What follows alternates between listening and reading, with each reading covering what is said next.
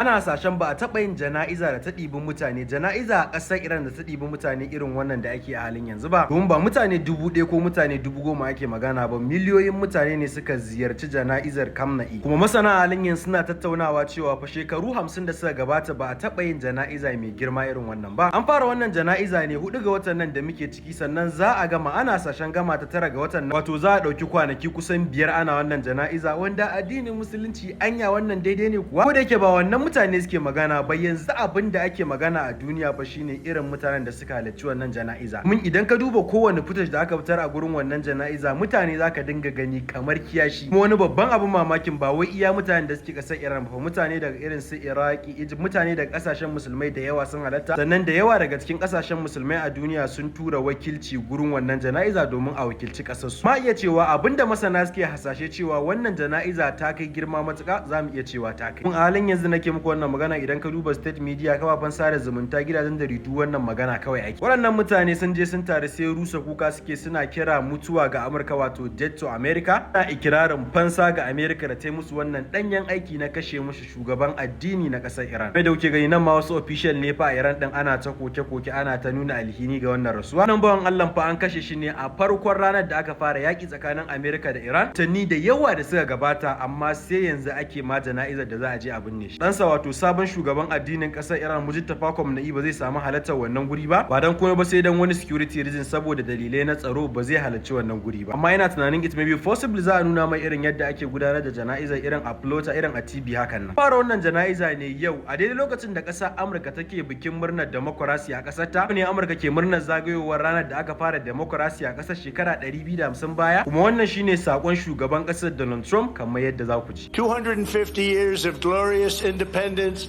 and 250 years of majestic American freedom, nothing like it. Wannan fadin na zuwa ne daidai lokacin da waɗancan mutanen na gaya muku suna can suna kiran ɗaukar fansa akan Amurka, yayin da a gefe guda kuma Amurka aka hange su ma suna ɗaga tutoci ana ta murnar zagayowar wannan rana yau. Kashi zuwa yanzu shugaban ƙasar Amurka bai magana game da wannan jana'iza da ya ga mutane sun cika ba. Ma kun sani na sani wannan mutumin da shiga abin da babu ruwansa, ai dole masu yayi magana. Saboda haka iya abin da zan iya cewa shine ku ci gaba da bibiya ta, duk wani abu da ya zo, duk wani abu da ya faɗa zan zo in sanar muku. Following wannan sabon account din nawa da kuke kallon bidiyon nan a ciki, ku duba ku yi following, ku ci gaba da bibiya ta. Mu haɗa bidiyo na gaba.